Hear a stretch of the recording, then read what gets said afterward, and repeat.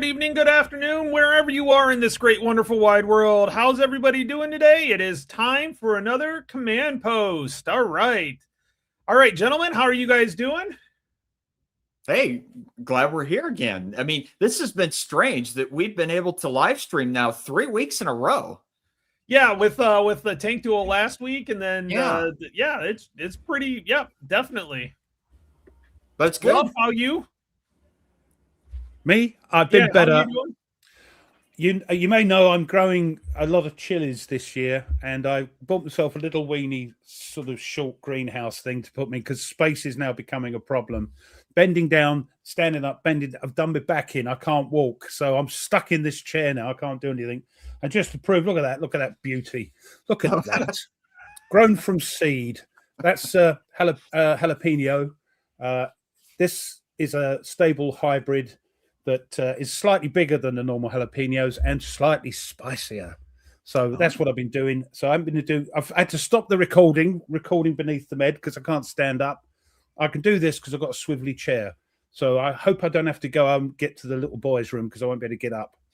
So that's why I've got an emergency bottle down here. Oh my gosh! No, I'm joking. All right, did I not hear? Did something happen to Cardboard Commander? He said he's not in the ICU. Everybody's asking how he's feeling. Did I miss that? I mean, I've been I just saw it just recently and reached out to him and absolutely glad to reach out to you, and I hope we'll be praying for you and hope you're doing better. But he went into the hospital and I think if I put it in, and Jerry, you can correct me in the comment, I think it was bacterial meningitis. But thankfully it seems like he is on the mend and doing better. So that's weird. Have you got a spate of that over there at the moment? Because we have. Not that I'm aware of. I don't think so. Yep, that's what it was. Okay. We have over here, yeah. We've got a spate of meningitis over here, type B, which is the one that the injection that everybody has doesn't seem to work with. Interesting. But, I think it's under control. Hold on. Yeah. Stupid dog. I couldn't figure out which one of you's dog was it? Oh no, mine's a dark, deeper voice, and since he had his bulging disc, he can't get down the steps, so he stays on one floor level. Okay. So I kind of don't mind that. Jerry, get well soon. Don't you dare get ill. Don't you dare. Definitely get well soon. Definitely. So what have both of you, have you played anything recently, Tony? Yeah. Okay, he's gonna go get it. Well, I'm as you know from last week, I've now got it set up, started recording beneath the med, but had to stop because of this bloody dummy back. I've been suffering my back since a teenager. That's rugby for you. So I only have to bend down awkwardly and it goes. But I did get that at last. Oh, very nice. Very nice. So it's a lot of quite a few sort of there's a lot in that box. Yeah, they've been putting a lot in those Men of Iron boxes. So as you know, me and Tony and you yourself have played the normal one, but yeah, we love a bit of Men of Iron. So easy to solo as well. Yeah. Tony, what have you been playing? I had Napoleon, the Napoleon War set up. And I got through, I was having hard motivation just getting to play it. I finished up the first turn yesterday, and it's been 2 weeks, and I just finished the first turn yesterday. Wow. And mainly because I've been wanting to play something else because something else came in the mail. Oh, okay. New coin game. I've got to wait another couple of months for that to turn up over here because it's coming on a slow boat. So I was like, okay, well, I've got some time today, so I'm going to go ahead and do that. Let me know how you get on if you want to do that live as well. Yeah, they don't have a Vassal module for it yet. Tell them to get their finger out. Yeah, they're working on that. But I started with the Uruguay because it's the one that's the farthest. I'm going to do them kind of chronologically. And I'm actually enjoying it. It's actually a little more puzzly than what it is right at the beginning. And the nice thing is no matter, it's a 2-player, both of you play no matter what. whether who's first or second. It's quite. I would say if you want to introduce the coin, this is probably not a bad one. How's it compared to the other little mini one, the British way? Same idea. You flip. You don't have a card that you're looking ahead. You just flip the card and you react to that card. Nice little maps and all that sort of thing. Yeah. And since there's 4 different ones, and there is a campaign type one. It's like, oh god, what's it called? It's like Reagan's. Yeah, Koi. Yes. Okay. When I say here, yeah, it's my part of the world, shall we say? My part of the world. Yeah, it's not the whole. It's not the whole of UK. It's isolated to where certain things happen. So you combine 2 of them to create the Reagan resisting Reagan scenario. So when you do that, you combine 2 of them, and you kind of run both maps at the same time. El Salvador and Nicaragua at the same time. And so you actually, whoever's the government on both of them, and then you have the rebels on the other one. So it actually plays out pretty well. So I'm kind of looking forward to that. But you play them individually, and they've got some recommendations. I'm sorry. I've got to interrupt. I do beg your pardon. I'll get you going in a minute. But Jerry just said he's had some games sent from a subscriber, one of which is at any cost, which is the one I'm blooming waiting for, and GMT won't reprint it. You swine, sir. Only for the cost of shipping. Wow. Yeah. Lucky man. You are. That at any cost Mets is the one I'm waiting for, old Herman's. The blind swords. What? Yeah. I forgot. What company did he say picked it up, though?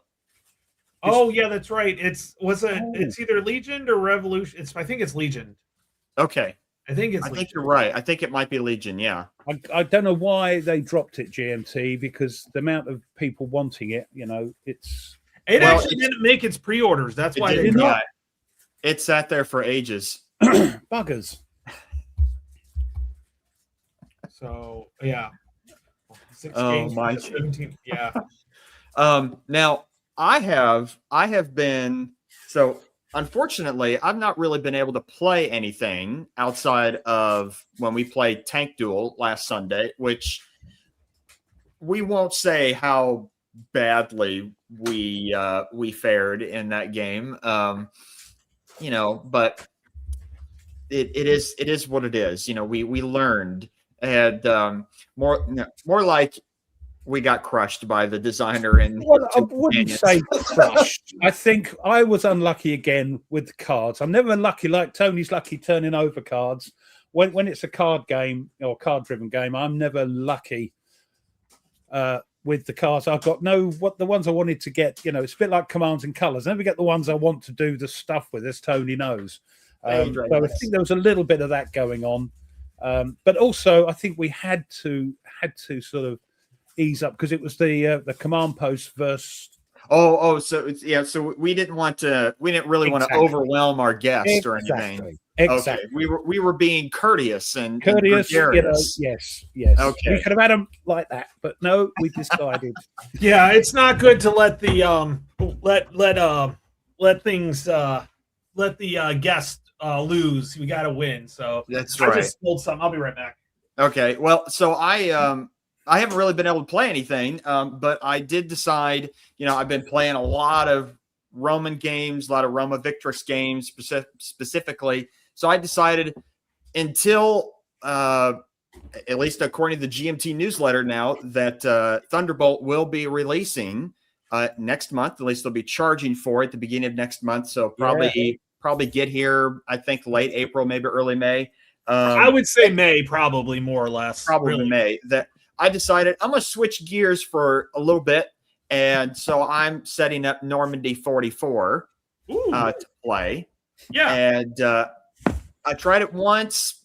I had a hard time trying to figure out, so I'm gonna try again. And I love the map. I mean, I got the mounted map with it too. Yes, so you should. Yes, that's which is great. Box with it then.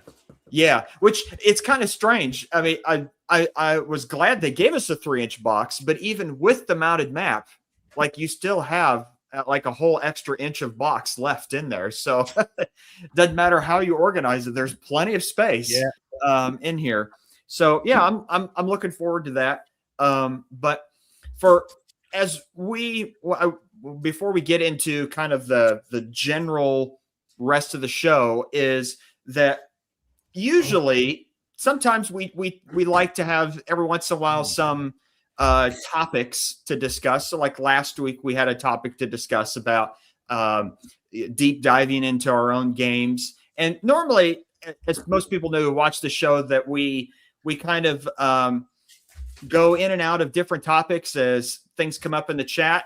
But this show specifically, we wanted to do as well is whatever topics comes up that you all want to talk about, we will talk about. We want to discuss it with you because we are one community. It's not just us three talking to each other. We do want to talk to you all. That's why we're here, because we want to talk to you. So let us know what kind of things that you've been wanting to discuss and or been ruminating about and in the hobby. And smashed. Oh my gosh. And we'd love to chat about it with you and kind of get your thoughts and kind of discuss it together. So yeah.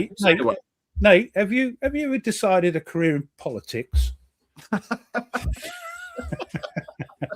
Yes, and cast your vote for Follow on, you off to PunchCon? I know Thomas is. Yep. Yeah, that'll be coming up. Ruff's going to be doing some. Hopefully, your back's better by then. Well, I'm hoping it's better in the next day or two. Otherwise, I've got so much to do. Recording. I've got to still pot up some. I'm chili. You don't want to hear about chilies, but I love it. But I still got some videoing. I want to get back into it again. Oh, you can't make it. Yes, but Thomas will be there. So we'll just make fun of you that you're not there, and we're having a great time. Yeah, Cardboard Commander, I saw that you had finished Italy, was it 43? Mm-hmm. What did you think of that? Did you like it? I watched Wise Guy History's review of it, and he said it was very grindy, which matched with real life. The Italy campaign was grindy. So I'd be interested to hear your thoughts. I know I saw him play. He's been playing the big Battle for Normandy Deluxe edition, the big monster. And my problem is I saw all those counters and I was like, what the, I'm like, how can you keep track of any of that? I mean, they're like 5 deep and, on both sides I'm like, this is ridiculous. It looked glorious. But it's an old school game. So I suspect you've got piles of counters on it, being sort of a remake of the other one. Dave, it's a shame you can't make it. Yeah, that game, Battle for Normandy, is a battalion level game, so that's why. And I think it's only 1 mile is the hex, so it would make sense that you could only fit so many men into a mile. Yes, right. But I don't know. I'm like, I love the look of it, but I'm like going, there's no way you can physically play that game. No, I ordered it and then cancelled it, thinking I'm never going to play the thing. I mean, Wise Guy Nate has got a huge table that he can play it on. So, well, he even said he couldn't fit the whole thing in. He has to go to Vassal to play it. Oh God, that's zoom, zoom. I can't be doing with that. Mm-hmm. I mean, I love the idea of having a big monster Normandy game, though. But yeah, the space, the table. I wonder if anybody were playing that one at PunchCon, because there's a monster room which they set aside for the big games, and that's a new one out, isn't it? So I wonder if anybody would be playing that. Well, when you go, I'll have to ask you to specifically go in that room and tell us what's in there. Well, I'll try and do a bit of last year. There was issues because the Wi-Fi and the 5G, whatever you call it, was sort of flipping backwards and forwards all the time. So, yeah, right. So I'll have to see how it is. Okay. Maybe do a test one. Okay. So what has everyone in the chat, what have you been playing recently? Anything interesting, anything really fun, or anything that you played and you hated that you'll never play again, that you're going to sell off?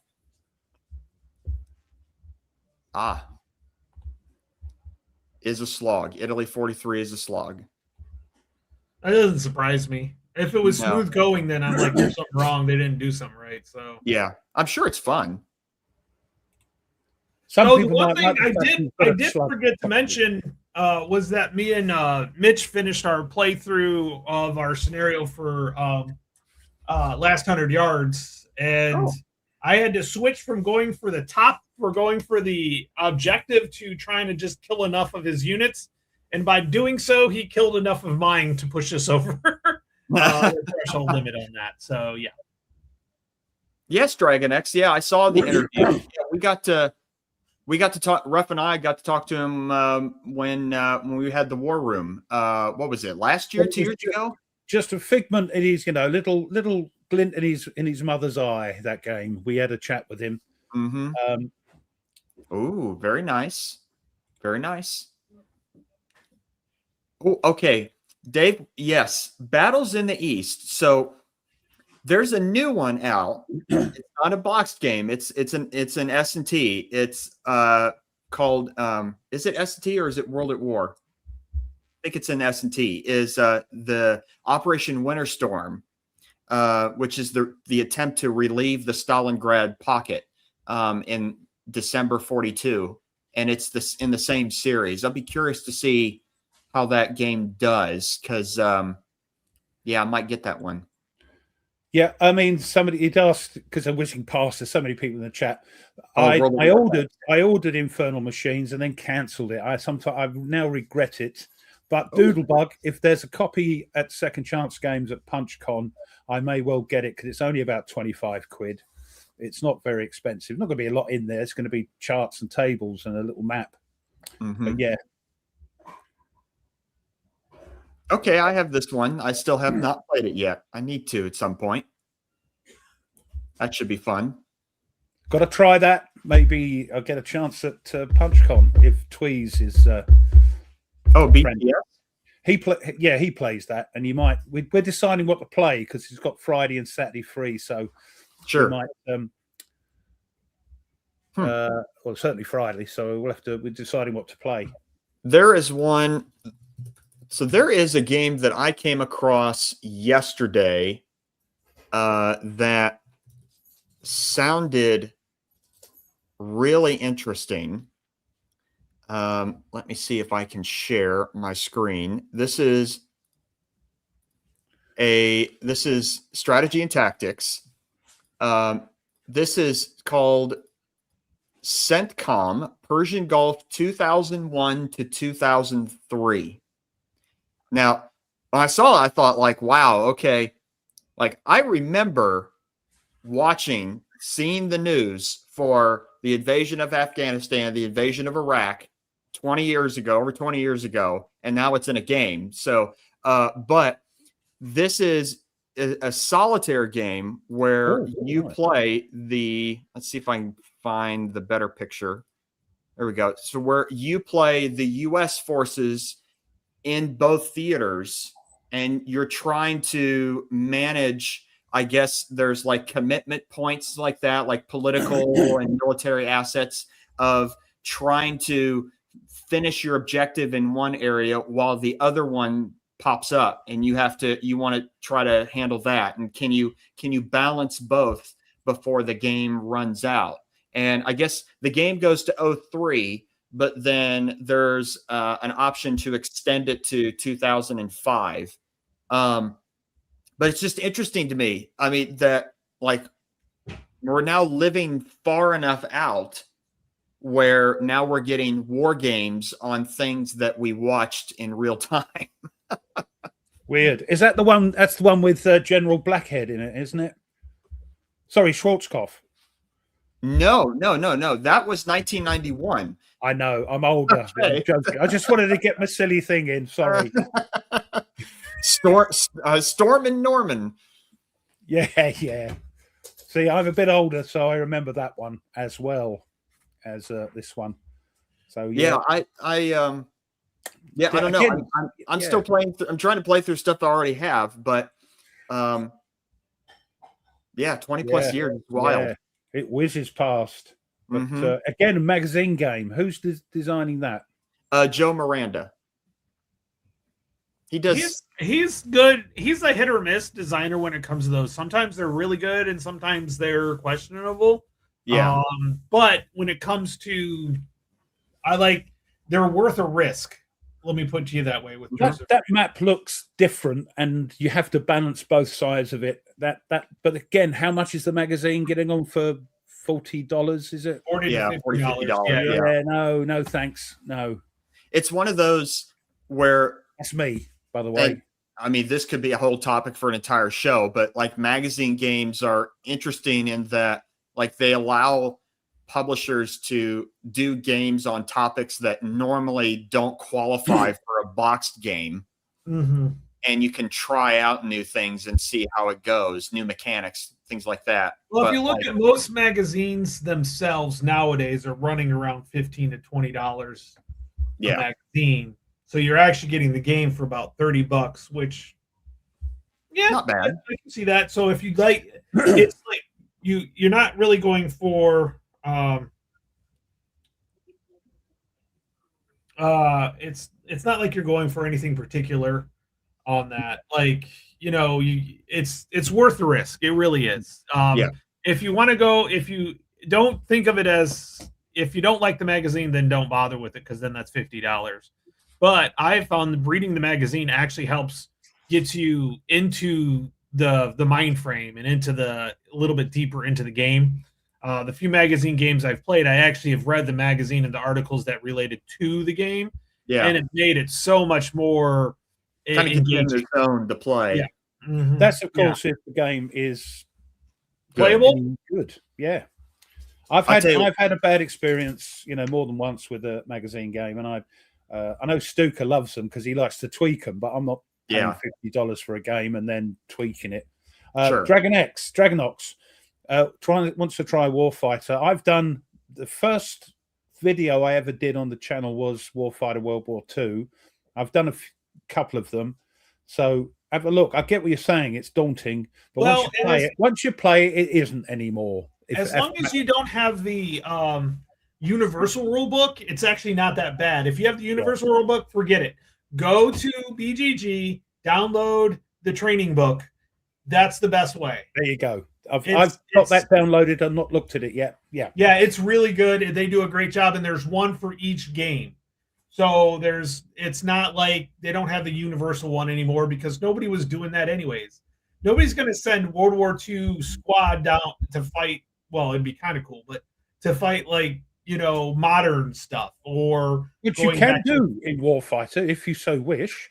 Yeah, you're not going to go around trying not to make any noise in World War II, are you? So it's that's a good thing. I forgot about those. Get the training manual from BGG, and I hope you enjoy it. It's a great game. I do. I loved it. It's fun. It's a blast. I keep looking at it down there and think, shall I put that on the table next? So I think, no, I've got many more.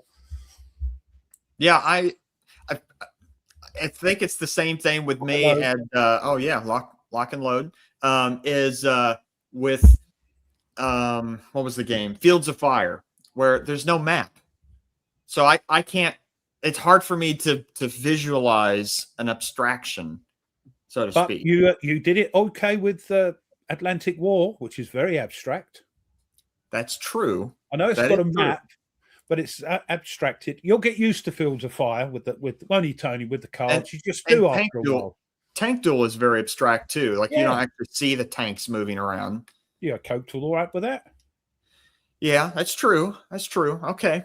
Remember, he used to not play any solitaire games, and now he does. Yeah, all he talks about is solitaire games. Okay, I'm gonna get rid of them all. That's it. Sell them all. I'm done. No more solitaire games. That is true, Ed. That is true. There is plenty of game in the core game, in the base game. Don't need to go mad and buy all the expansions unless you want to. Plenty of game in the core box. Yeah, you do. You really do. Yeah. So. He has dangerous. This is a lot of war gamers, by the way. Yes. Yes, that's why I had to stop, because I've got 2 big boxes full of cards. I haven't got any of the new games, Vietnam, Mediterranean, North Africa. I haven't got any of them because I've got enough to last me a lifetime. Good question. Rough. Good question. I was so disappointed in the Arnhem volume that I've now refused to buy it, the next ones, until I've seen people who know what they're talking about tell me otherwise. So I'm hoping it will, because it's got a new designer. It's Compass, so who knows? But yeah, I'm going to wait and see what other people think about it before I spend 140 quid on another game, which Arnhem's just sitting there. It's not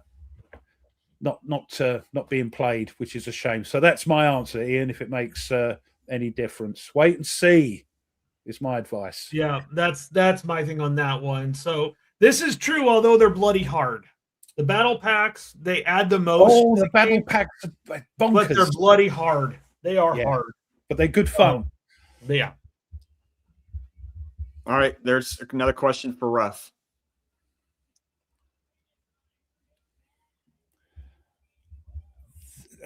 The designer. It's short. It wasn't the original. It wasn't the original designer. No, Correct. It wasn't Ross. And he's now left Compass. To Correct. go ruin another company. Yeah. In their games. So I've heard good things about South China Sea. Yeah. too. Yeah. I think it was Gilbert Collins had a video out recently about that, which looked interesting. Oh, very cool. If you don't know anything about Tank Duel, come and watch 6 people murder it, but having fun at the same time. Go and see what it's all about if you haven't played it before. And if you watch carefully, especially near the end, I think I think we were live. I don't remember of what the potential of that system moving into later on. Which would be a blast. I will admit that. Be very cool. Very cool. I don't want to say because I don't remember if we were live or not at the time. Yeah, we were live. Yeah, we were live. Yeah. Well, unless you're giving secrets away, you mean? Right. Of course, Ruff, just like he did with Herman a couple of years ago, he already knows everyone's secrets. I do my research. I've got my spies out there. Got a lot of paid assets. Oh, Ross is in the chat. So Ross. Very cool. So the Hinkles have designed it from a place of love. Excellent. Okay. Excellent news. You shouldn't have said that now because PunchCon is going to cost me a fortune. But great to hear, Ross. Great to hear. And we were live just like World War I. This guy. Yep. Thanks, Bert. Bertatelli.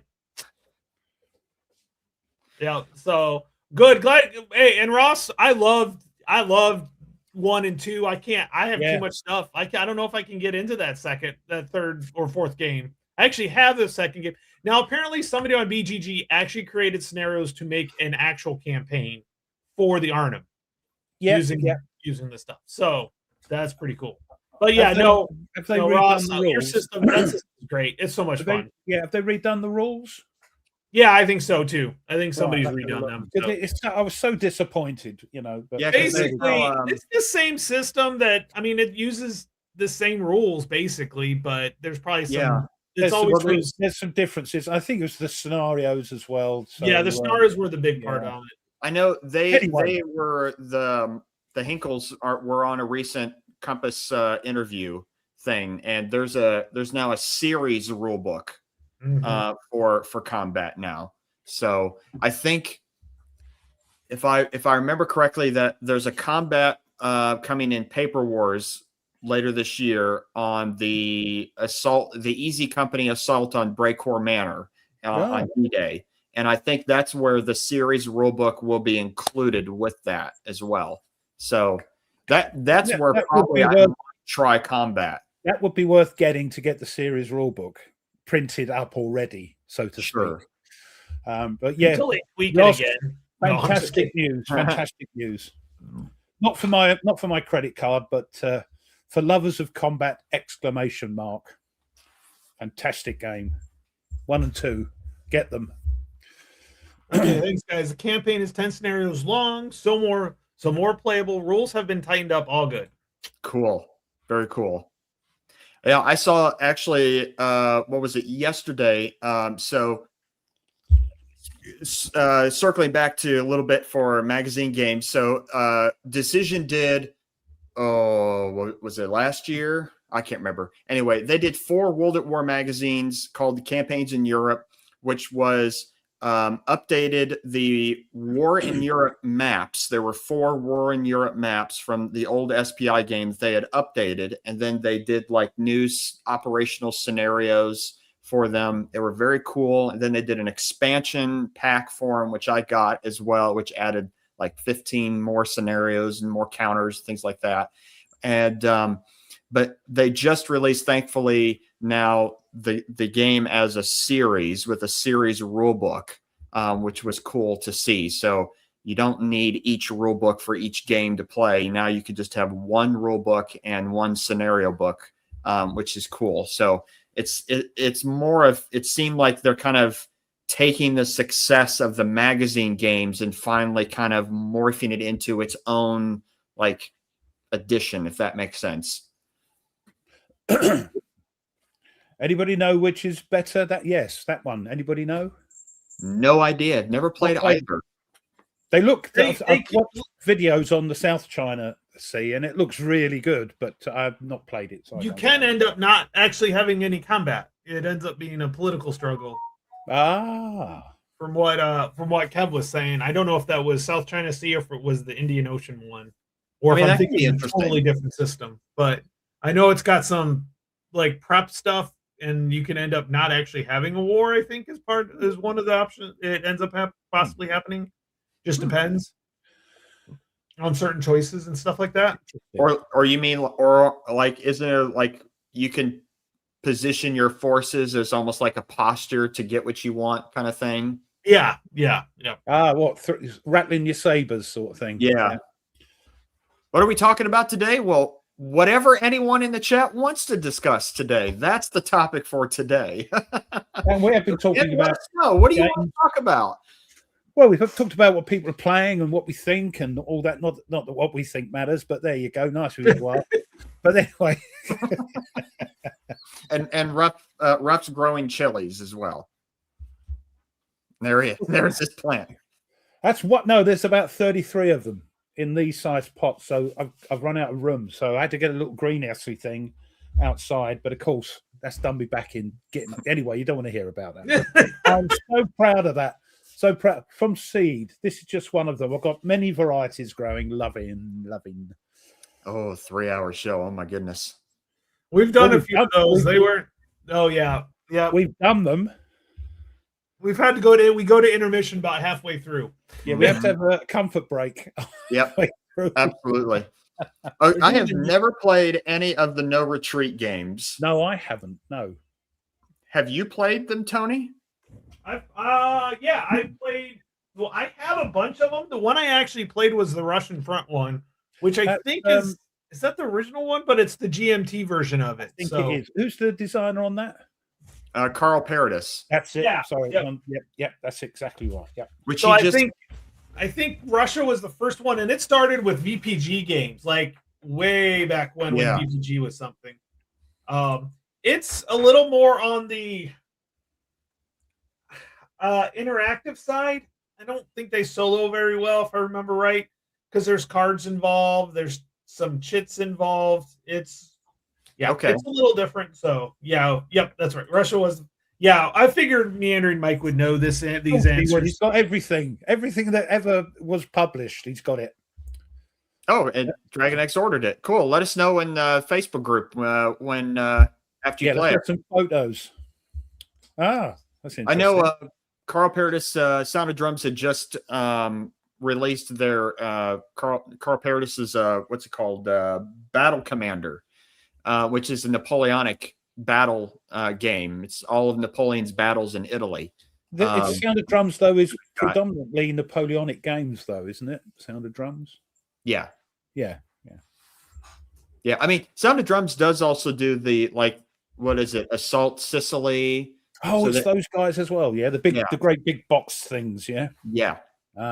Which they're I think they're continuing to do them.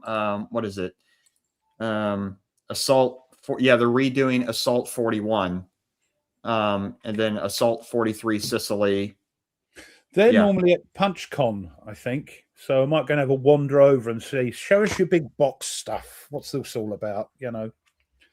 Apparently, they also have a cooperative game called The Great Escape, where you try to get out of, like the movie, get out of the Luftstalag. Is that cards? I don't know. Oh, it does not say in the description. I've seen a sort of card game where you put down a map and you have to try and escape. Oh, it says each turn you have action points, and with these action points, you dig tunnels, move your pawns, or collect valuable resources. No, it's not the same. It sounds a bit more complicated. It sounds a bit more involved.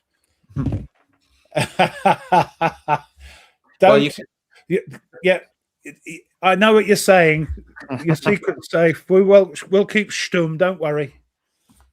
Well, I guess if you do get, I guess, their upcoming Great Escape game, then you can always play the movie soundtrack while you're playing the game. Oh, I want to get. I'm gonna.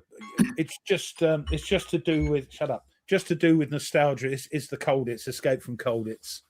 Oh, okay. Yeah. Play that. So many times as a kid. Fantastic fun. Calling appel. So they all had to come into the middle again, and oh dear. Anyway, if you played it, you know what I'm talking about. They sort of tarted it up as years went past, but I'd like to get one of the original ones. But of course, that's got a great big Yahtzee thing on the front of the box. Right. That's cool that he was Dragon X2 were helping develop those games. That's kind of neat. Yeah, that's it. That's what I do. I say, you think you got it bad, Mrs. R? Look at this guy. Yeah, that's at least yeah. Oh, I've been trying to figure out how to just kind of organize. I think I'm actually going to go through and be productive and actually say, okay, I'm not going to play this. This I need to get rid of. I've already done it once, and I just don't know if I can take much more out of my collection, do anything. I don't know. But to be fair, we had this discussion, a couple of years ago on the War Room about not buying so much. And somebody suggested play 3 by 1 or something like that, wasn't it? Or something like that. And we ignored it, of course. But now reality is, reality is kicking in. I just have not got. I don't know. It's dribbling in. Like all I got this time was this and the Mr. President update kit. Yeah. That's all I got 2 out of that order. That's all right. That's like crikey. That's a big update. They might have just put the map in and the counter sheets, and you'd have got the game again. Is that? I mean, that's all I got. I remember way back in the dawn of time when it was like every week, both of you had a big box to unpack. Like I got this week and this week. As the particularly rough shelves began to get filled out more and more, and the books then came off. It was the only problem is, hopefully, when I get moving up there, if I got room, Mrs. R says she's not going to have enough room. You're not, even if you go up there. We'll see. I'd like to get my war books out again. My non-fiction. The only ones I've got down there, you can just see them. That's all I've got. So I've got some great out of print, sort of war non-fiction books. I've got a naval one written by a commander during the Second World War. He wrote a book that's no longer available about the tactics of the Royal Navy during the Second World War and what. So that's just things you can't get anymore. Yeah. Well, I still remember when. Let's see. Skill. I have one, and once I can't buy until. Huh? Yeah. So basically, you put all your unplayed games on a shelf, and you can't buy any till you pull that game off that particular shelf, play it and put it someplace else. Then you can put something in there. Yeah. They take up a heck of a lot of room, don't they? Scale models, if you're building planes or tanks or whatever. Yeah, some of those boxes are huge. Yeah, and they're dust gatherers. That's the thing. You've got to be so careful. Get your little paintbrush out and just brush them, and all that, or put them in domes. Impeached. What? That is a bad presidency right there. 8 months into year one. Oh man. No, see, not only was he impeached, he was removed as well. Because just because you're impeached does not mean you're removed. That's correct. I still remember when it was people's goals that I was going to remove the books off of my shelves and start putting games. And I said, nope, that's not happening. The books stay. And when you know it, the books are still there. The board games are in the closet, but the books are there. They're all on the floor, on the floor. Under the bed. Yeah, under the bed, on top of the wardrobe. But the book, yes. That's right. You walk in my house, you couldn't tell that I play war games whatsoever. But if you look in little nooks and crannies, there's a board game right in there. Yeah, I have stopped. I have been very good. I've got some non-war games on order. That I love my non-war games, as you know. But I think I've got the one that Tony showed you, the little mini coin thing. Because I'm not a great fan of coin, to be honest, of the main game. But the little mini ones, I like the little maps and the fact that you just turn over a card, bang, and play it, sort of thing. Yep. So I like the that. British way looked really interesting to me. I don't own any coin games, but that one piqued my interest.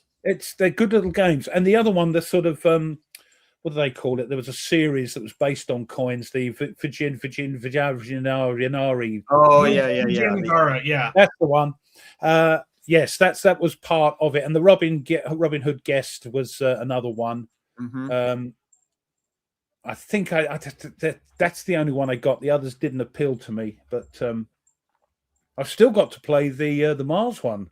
The only real coin game I've got is the Mars one. Is the Mars one. Yeah.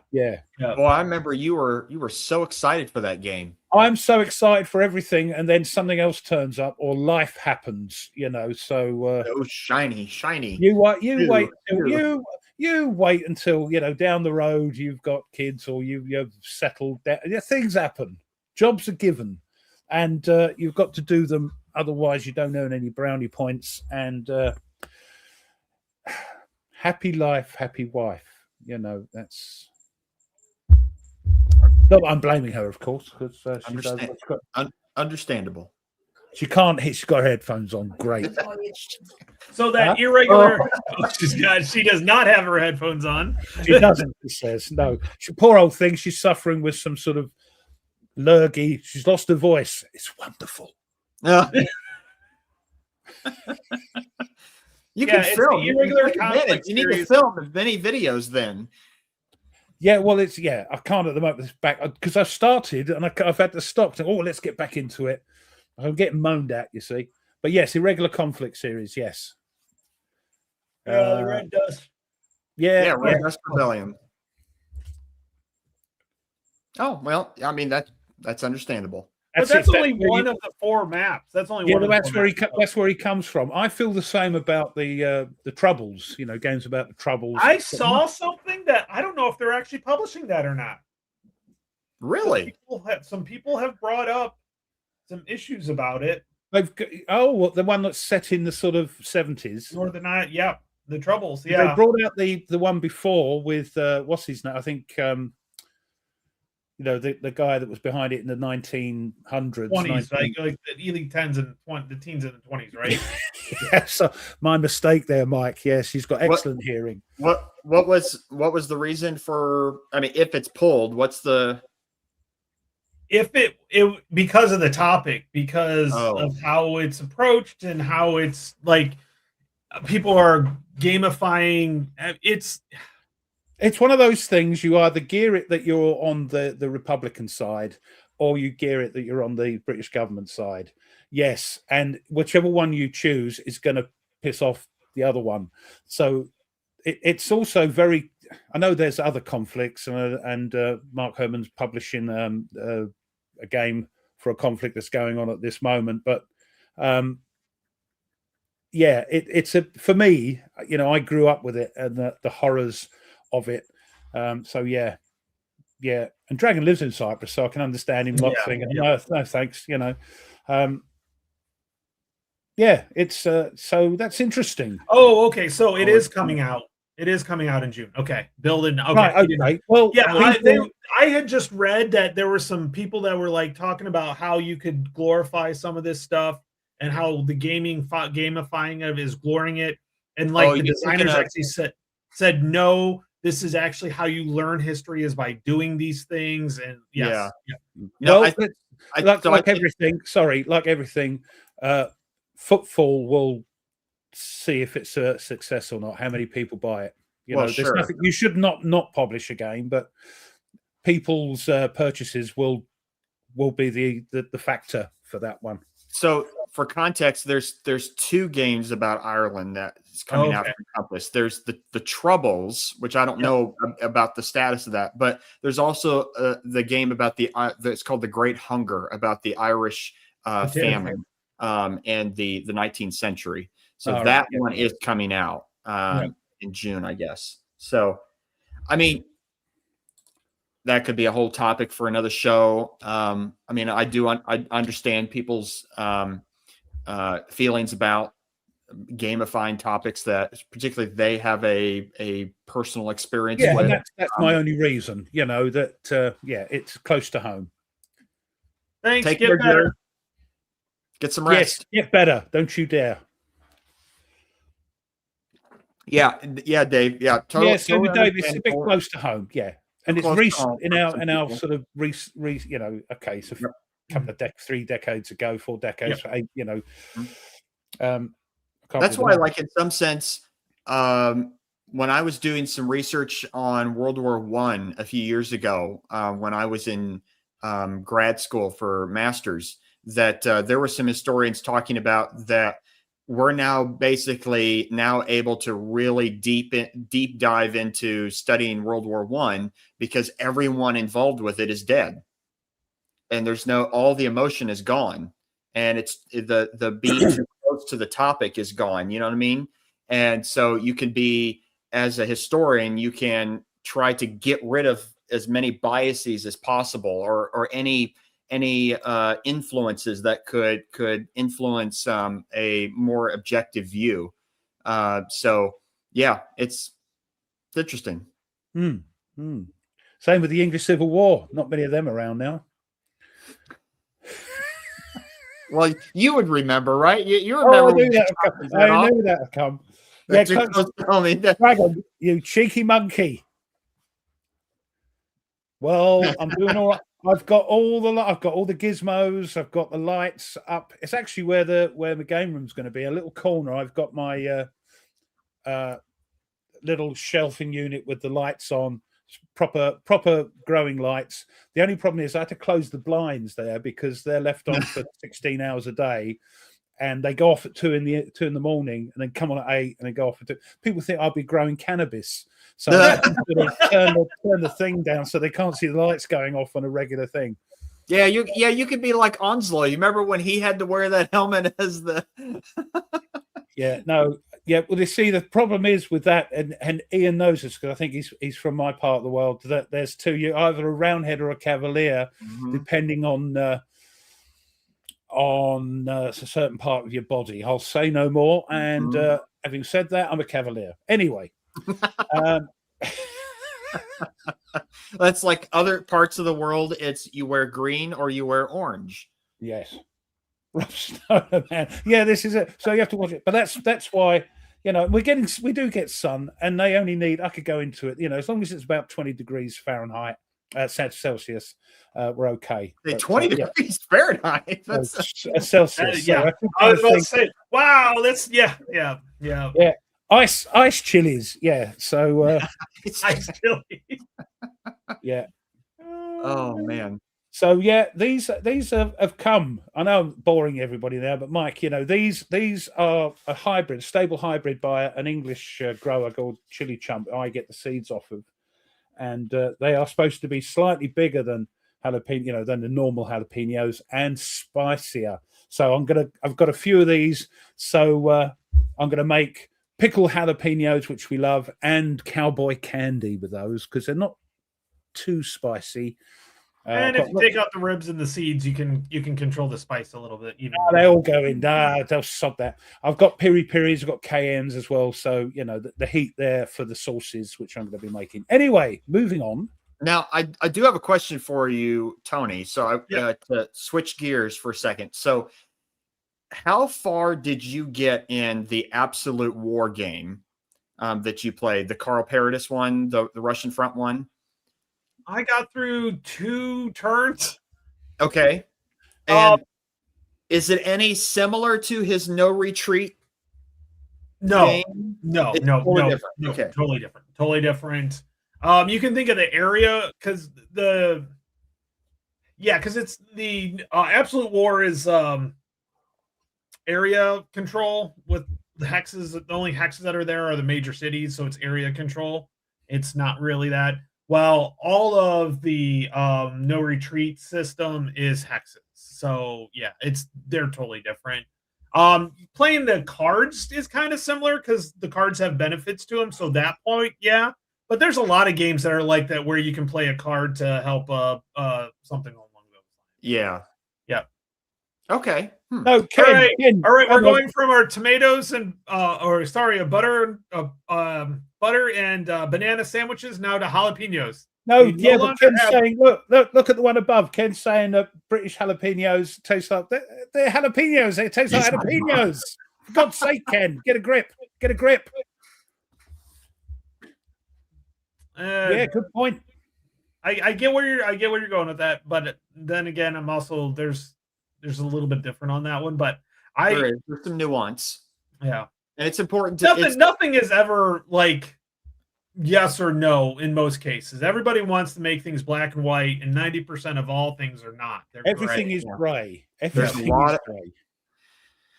Well, yeah, I mean, I would say not everything is gray, but I would say that there is definitely a lot more nuance in things than people would like to say. I think it's a personal matter. I believe this. Yes, I believe this, and because they actually used it, if I remember right, to train. Yeah. Yep. So. I mean, they didn't, did they? I'm sorry. Crashing into the Twin Towers. Gee, I think so. Yeah, I think that's a little bit. Yeah. No. Yeah.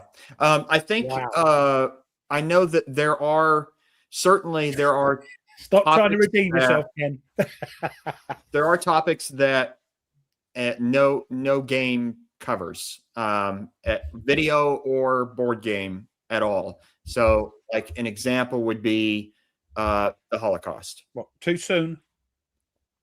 No, I'm joking. Yes, you're right. Quite right. You're quite right. That like the only one that I can think of was there was a Call of Duty game where one of the main characters in your company, whatever, is Jewish and gets caught by the Germans and sends him to a camp, and you go and get him out, and you see the horror of the camp, kind of thing. That's really the only thing that I can think of ever seeing it, and I think it's appropriate to try to be as sensitive as possible. Yeah, but discussing and showing something. I mean, part of it is like, I don't know. I'm thinking out loud while I'm talking, so excuse me. Is like, for instance, if you've ever gone to like the Holocaust Museum in Washington D.C., like one of the most impactful rooms is you walk in and it's just shoes.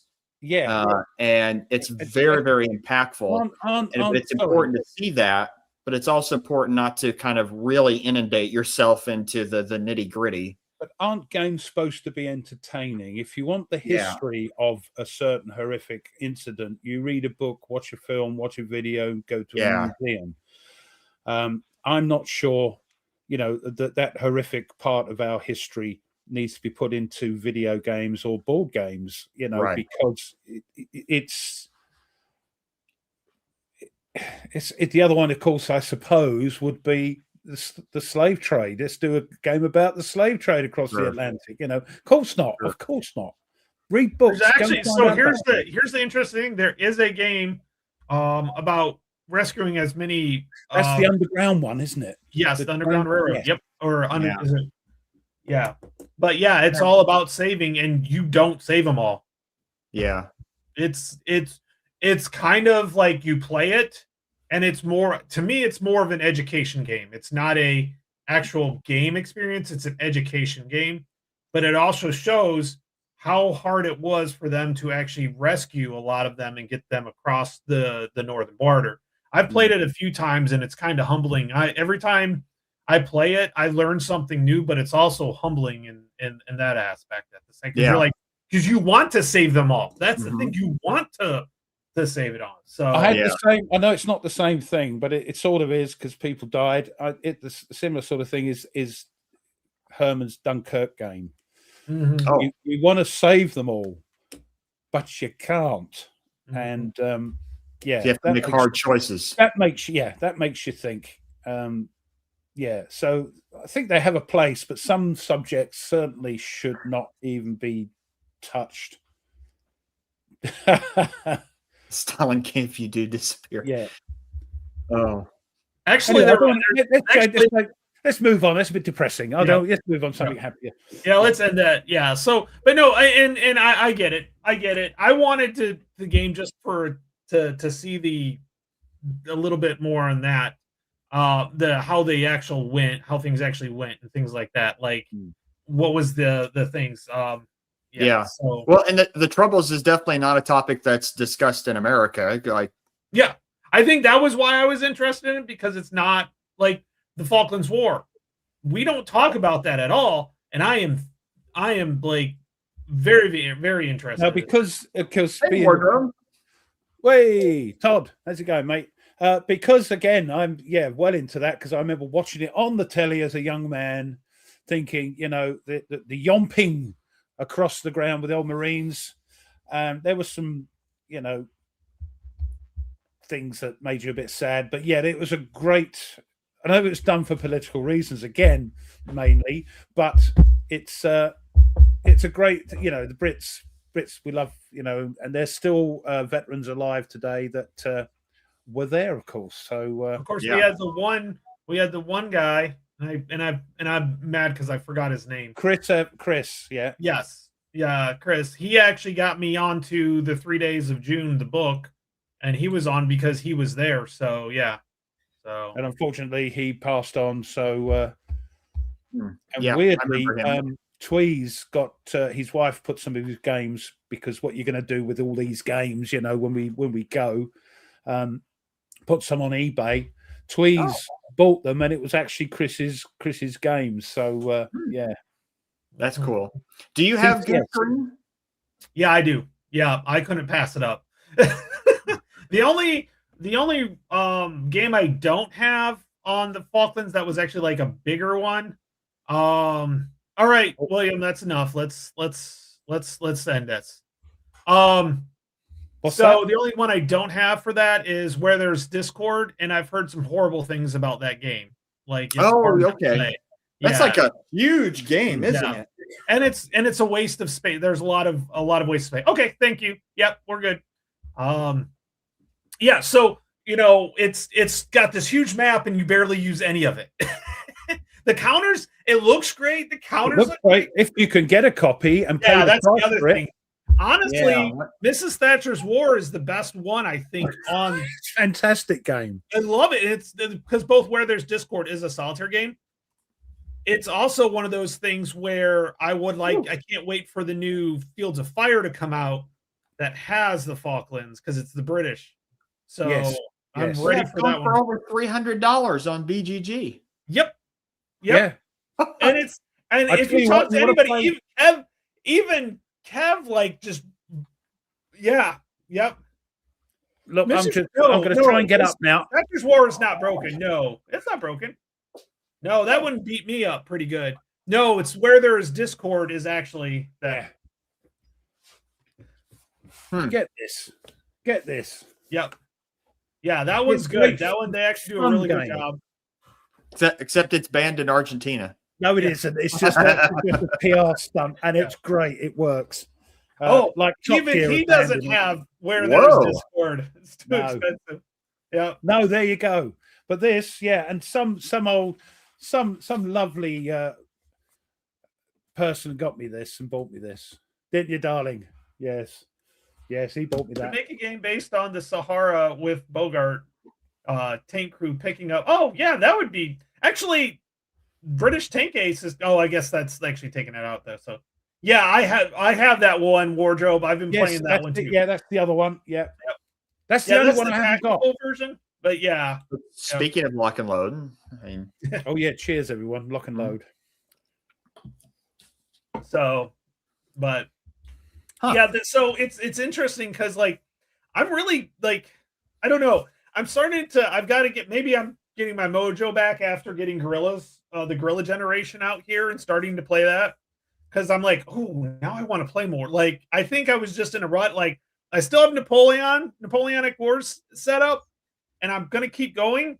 But it's a good one. Like, this is the other part too. Yeah. You have to find a few battles where there is actually some actual, like the 3 days in June book really shows how much the Argentinians fought hard in that during those 3 days, but it was still almost not. Well, fair, I think it's not the fact that they fought very hard, but they weren't as experienced as the British troops that they were fighting against, and I think. Even they respected the fact that they were fighting hard. And from what I've read, they've come back. They've met, like they've gone back. Like this book, the author actually has gone back to Argentina. Has actually met with some of the, veterans from there. It's kind of like Vietnam and how a lot of the Vietnam vets actually went over to Vietnam in the 80s and 90s to reconnect with Vietnam and actually went to certain places and talked. The same with the sort of pilots during the Second World War, Battle of Britain, when they could after the war. A lot of them met up, I love the cover that Newsweek had for during the Falklands because that was the same time as the movie coming out. So The Empire Strikes Back. You can't help but get a lump in your throat. You know what I mean?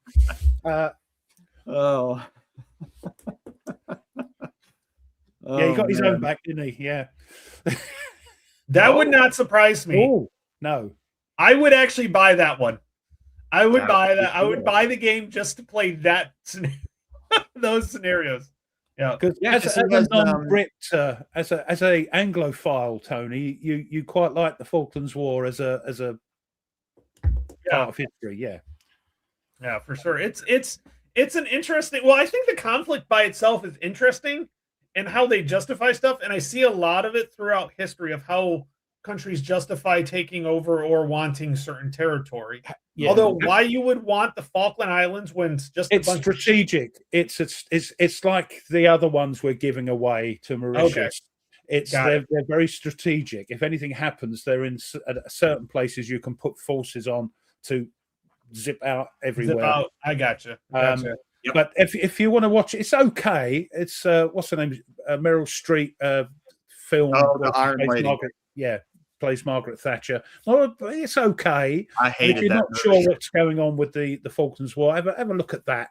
Give you a nice sort of introduction to the. The conflict. She gets the look and the voice down. I will give her that. Yeah. But I hated that movie. I remember I went and saw it. I was by myself in a movie theater, and I'm sitting there, and I'm like, "This movie sucks." Why is that? It was the way that. From my understanding of the movie and my understanding of her and her administration, they made her seem like as if she was almost always on the edge of senility throughout the entirety of her political career. No, she was. Oh, was that the one where? Yeah, it's the one where they sort of flip forward, where she's gone a bit senile, and and she's like in a grocery store, and she doesn't know exactly what she was doing and why she was doing it. Of course. Yeah, I think Hastings was a journalist that was in the Falklands at the time. Hastings is an awesome, like, if you get a book from Hastings, you can't pass it He up. has been It's really good. maligned. He has been much maligned by other historians over the years. But I remember reading his Cockleshell Heroes book. Great fun, if that's the right word. It was an entertaining read, So yeah, I mean, which is where the idea of the SBS came from. He has a book on World War II spies and ciphers and things like that, which I have, which is cool. I always find spies and espionage warfare in World War II really cool. That's an interest. I've got to see that game. I got to see that movie. I don't know that movie, but unfortunately, it's got Jason Patrick in it. But if you can look through that, I mean, to be honest with you, that would be a cool. I could see that being a solitaire game where you're kind of like you're having to flip cards or roll on charts to find out if you run into something. Yeah, maybe Greg can do something with that, because that seems like right up his street. A single tank. Yeah. Halfway through the movie, Fury. Oh, that's true. That's true. We haven't done that. No British history today? We There's haven't not done a lot, that. to be honest with you. Would you like to share it with us? Yeah, it is one of the very little things going on. Will take a couple of minutes. For some reason, on this day, there may have been things happening yesterday or tomorrow, but on this day, 28th of March, we have 1809. There was some stuff going on, in the Roman times, but people were attacking people and taking over the kingdom. Not battles and war so much. Lots of political stuff going on. 1809, the Peninsular War. France defeats Spain in the Battle of Medellin, which is in South America somewhere. Crimea War, 1854. France and Britain declare war on Russia. And then whiz forward to you guys in 1862, American Civil War. In the Battle of Glorieta Pass, Union forces stopped the Confederate invasion of the New Mexico territory. The battle began on March the 26th and ends today. And 1917, the Women's Army Auxiliary Corps, WACS, the old WACS, was founded. They were Britain's first official service women. 1939, Spanish Civil War. Generalissimo Francisco Franco conquers Madrid after a 3-year siege. And this is a good one for us over here. Gives you a lump in the throat. 1941, World War II, first day. Oh, no, it's not. Yeah, well, it's this one and there's the other one.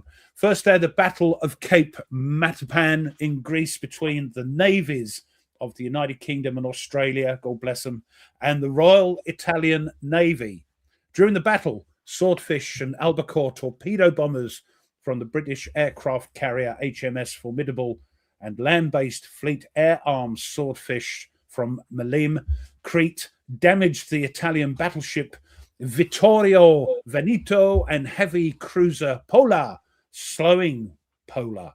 In the pre-dawn darkness of the next morning, British battleships catch up to the damaged Pola and the 4 ships accompanying her, the heavy cruiser Zara and Fume, and 2 destroyers, and sink all five ships with gunfire. Lovely. Not for the Italians, anyway. 1942, Operation Chariot.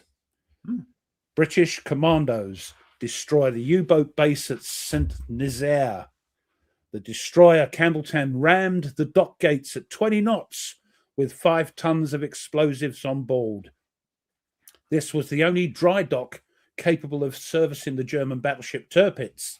Such was the damage, the dry dock was rendered unusable for the remainder of the war. A German ship trying to cut off the British commandos as they made their getaway in fast launches was sunk in error by German guns. And 1945, Germany dropped its last V2 bomb on Britain. There we are. Oh, Raiders of Saint Nazaire is one of the games games I'm desperate to get, but it's such an expensive game. Is it ever going to get redone? It's supposed to be like Tokyo Express is by is it Compass again? Okay. Yeah, I think well, I've got I can get a map printed and the counters printed, that looked like 19 whenever it was 80s, whatever it was published. But yeah, that's one of the games I want, along with me Tokyo Express and Patton's Best and all that, all those sort of group of games, great games. I also wanted to comment. I was waiting until you were finished. I had to double check the Battle of Medellin, as you mentioned, that happened today in 1809. The against France and Spain. Colombia? It was not in South America. It's in Spain. It's the Peninsular War. It's in central western Spain near the. Yeah, that's why I thought when I read it and I looked up where it was, and it sort of come across with this. Yeah, there's a city called that in South America. Ah, that's what I was getting confused about. Battle site is in Spain. Yes, of course, Peninsular War. Yeah, that's what was confusing me. But there we are. But yes, thank you. For my book, I don't see him here today, which is too bad that Nordic is not here, because a long time ago on another stream, Nordic had asked specifically for a book on a book recommendation on ancient Mesopotamia. And I said I would do that, and then I totally forgot until today. So I hopefully he'll see this at some point, and we can see the book. But the book is Handbook to Life in Ancient Mesopotamia. So it is a little bit of everything, of like geography, archaeology, language, architecture, sculptures, economy, how they transported stuff, everyday life, a little bit of everything in this book. And I mean, there's pictures, some. Oh yeah, there's cool drawings, but Nordic, if you see this, or anybody else, if you're interested in ancient Mesopotamian history, this is the Sumerians, the Babylonians, the Assyrians, the Elamites, the Akkadians, a bunch of different people groups down in there. Is it written in cuneiform? Yeah. Actually, I remember when I was teaching this at the time, and a few years ago when I was teaching high school, I would have my students write their name in cuneiform, which was fun. And then every once in a while they would use it to sign their name for a paper or whatever. But yeah, so cool book. And if you're interested, it's I think it is available online. I have the cuneiform edition totally. I like Dragonox's comment there. Have you colored them in yet? I've colored them in. Yeah, that's next week's show. I'm going to do a live stream of me coloring it in the whole show. Oh, man. I mean, there we go. Just read the comments. Yeah, it's good. You got anything, Tony? Not really. I've been kind of out of it. I got great bowling stuff if you want a bowling ball. It's not good enough, is it? Not good enough. I'm having to go deep into this bowling since I'm the head bowling coach. I really have to. That's a lot of what's been taking up my time. What is it? 3 holes. Stick your fingers in. Hold it like that. Well, run you up. can also do 2 holes without the thumb, and then you can do one-handed. You can do two-handed. But basically, you're just running up and then letting it roll down a path to hit some skittles. Yes. No, that's not what you do. What you do is you sit down in front of it and you just chuck the ball down. Oh, you got those little ramps. Natalie is at curling right now.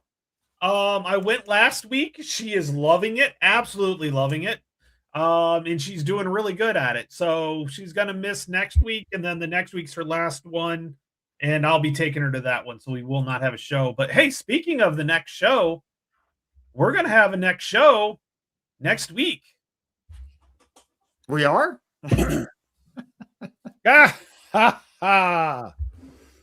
Somebody had to go there. Yeah, he's 'Cause doing it. He's doing Yorick a would have. Nordic. Oh my gosh. Oh, I love it. Are you telling me Oh, that? Ian, that made my day right there. Yeah. That is You're hilarious. telling me the less educated people than Ian and yourself, that is cuneiform, is it? What's Yes, that? that is cuneiform. It's Yes. uniform, yeah. Yeah. Of course, there's different types of it. Oh, Ian, I know. He's always got don't games start him coming out off. soon. God's sake, jeez. Oh, see, Gen Chaos was a curler. Like, yeah, Oh, yeah. How did he even do that? I'm impressed too. Maybe he has a cuneiform keyboard. What is it? That's don't ask him what it says. Don't. yeah. ask That may him. not be a. Don't. We might get banned at that point. No. We may not be. Jeez. Oh my goodness. Oh. Yeah, no, now she loves it. She finds it very similar to a lot with bowling, with balance and stuff like that. So, and I agree with her. So I've watched enough of it that I was making comments to her. I was opening up the door and be like, "Hey, you're doing great guard." Like, because she was the lead, she was the first one off. So the first one off throws out a guard. She did a great job. So, but she didn't throw it hard enough the first throw, and then threw it too hard the second throw, and about the third and end, she finally got it down. I'll have so, a phone call. So, that's like whenever I bowl, the first game that I bowl, I'm terrible because I'm getting used to it again, and then the second game I do a lot better. Yeah, so I've been taking Alex because Alex is learning, is training up. So we've been going about twice a week. So I've been going twice a week. So I've actually been getting my skills up as well. So all right. So did you get chewed out?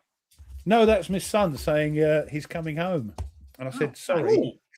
No, he was going to stay over to at a friend's. Cold shuffleboard. Yeah. Yeah. No, I can see there's a bit of skill in the old curling with the old. Yeah. Yep. So and how hard to sort of let it go. You want it to go hard enough so it gets up there, but not too hard. It goes past the thingy. The scoring. It's a scoring thing, isn't there, at the end of it or something? Is that right? Yep. And you want to do it enough. So when they do this, that just helps direct enough, gives it enough to move on. Does it turn it as well? Yes, it can, depending on how you brush it. Yes. Oh, a lot of times when you're brushing it, you're trying to get to go straight. Yeah. Yep. I can see. Yeah, but no, it was the police. Christoph says it was. Oh my God, I need to watch this movie again. I was talking to the head coach. It is not appropriate for our students to watch, but it is hilarious. So yeah. Anyways. But yeah, no, so that's where I've been going to, and I think I've finally gotten it out of my system. So now I can start focusing on my war games again and getting back to it. But yeah, I just haven't had I set this up. I think I've wanted to set the Guerrilla Generate. I've had it for about a week now, and I've wanted to set it up all week. I just have not had a chance. And then I finally was like, I'm setting it up today. Before the show, I'll get a couple cards in. Sure enough, and I'm loving it. I'm like sitting there. I have to play it too. There's not like a solo system to it. So you have to play it two-handed, which is not a big deal because you're not planning much ahead. It's just you're kind of reacting. Yeah. But I'm like going, okay, what do I do now? Like, it's the rebels. They're the first up with the initiative, and I'm looking, going, I don't have enough troops out. I can't expand because there's a control and then there's expansion mechanic that adds more units, but you have less. You can do less. You can only do so much. Yeah. So yeah, I'm like, oh, this is more like like most coin games. You kind of get the mechanics once you've played one. You kind of understand that. You just kind of got to learn what each thing does. But yeah, I mean, I was the same with you. Like I just have not had a chance really to play anything over the last week, 2 weeks, probably. I mean, I've just been busy typing page after page, defining Latin terms. But and I thought, you know what? I'm just gonna, like I said, I'm just gonna set up and just at least get it set up.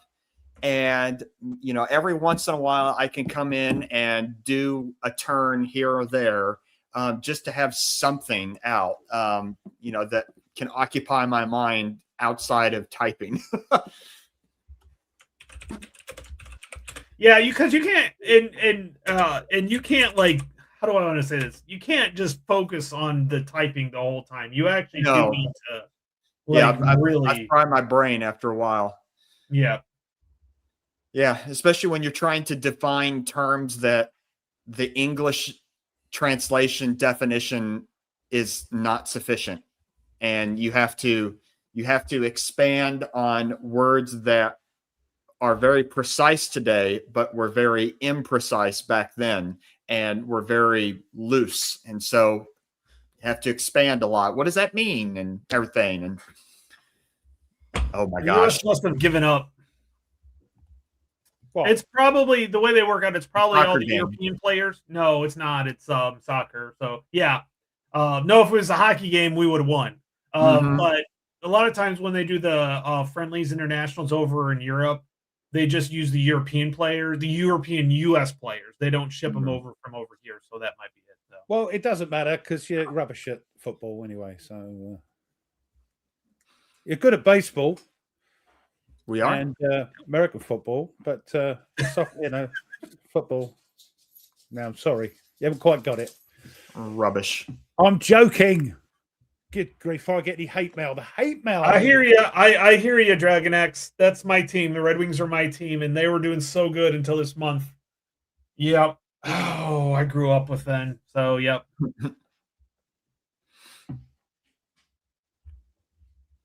Well, I am. It's kind of interesting how today's show that doesn't really have a topic has veered from war games to jalapenos to curling to bowling to movies to a little bit of hodgepodge of everything That's thrown what in. makes it fun. We'll turn into Aardwolf soon. Yeah, I was about to say, no. look, Aardwolf was like 5 minutes on Which one topic, and then it goes off the rails. Yeah. So, Which one of us is going to be Dan? I think we're all Dan compared. We're all Dan.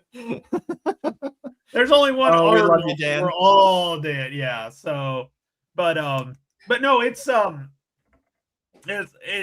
I've definitely gonna like I've got that itch to get like it's like sitting right here and I'm like looking over and I want to get back to it because I'm like I was really enjoying it. And it's like I said, for as small as it is, a small footprint, not a whole lot of rules. And then I'm also taking my time with it. So each card, they actually have the history and the background for each card and where it comes from and stuff like that. So you can actually I remember that. Hey, category so A. No, I'm right with you. Like I know that, like I've said a number of times, when Thunderbolt shows up, probably in May, like that's going to be my jam for a good long time. And that and the First Man in Rome from Thin Red Line Games when that comes. So right now it's like I just want to play something, and yeah. I'm looking forward to Thunderball turning up. That James Bond Thunderball, yeah, Romanesque adventure. But I know nothing. I know nothing about the era, so I'm looking forward in a different way to you, Nate. That I know nothing about it. I'm coming in sort of with a clean slate, so to see what I think of it. So at least you know it's set in the ancient world, as opposed to Hexy, who thought it was about a plane. You know, the Thunderbolt plane. That's what he thought it was about. Yeah. I have not played the District Commander series. No, I have not. I hear good things about that. I have too. I think Kev has played it, hasn't he? I have no idea. Unless I'm thinking, I'm sure he has. Anyway, they'll let me know if he has or hasn't. But yeah, I've heard good things about it, but don't know much about it like the rest of us. Okinawa, I've not heard of that solo game. Where's that? Right below. I think it's one of the newer ones from like there's an Okinawa, there's Iwo Jima. It's that the Worthington Press, I think. Worthington, the little box games, okay. yeah. Is that right? The little weenie boxes. Yeah. It's Yeah. either that one. Yeah, I'm gonna pull up Worthington real quick here. Yes, Worthington. Yeah. Forlorn, that is a good question. Well, you see, well, let me get that up for you. It's I mean, like an example would be like, I love my favorite sci-fi theme is Star Wars. So I love Star Wars Rebellion.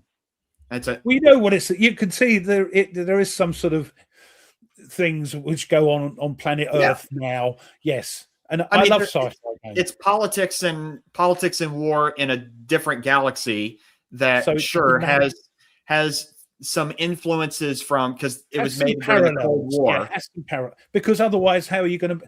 No matter where you go in the universe or whatever timeline, whatever alternate universe, Right. there's going to be conflicts, and there's going Right. to be them, and there's going to be those. And Yep. but I love But sci-fi.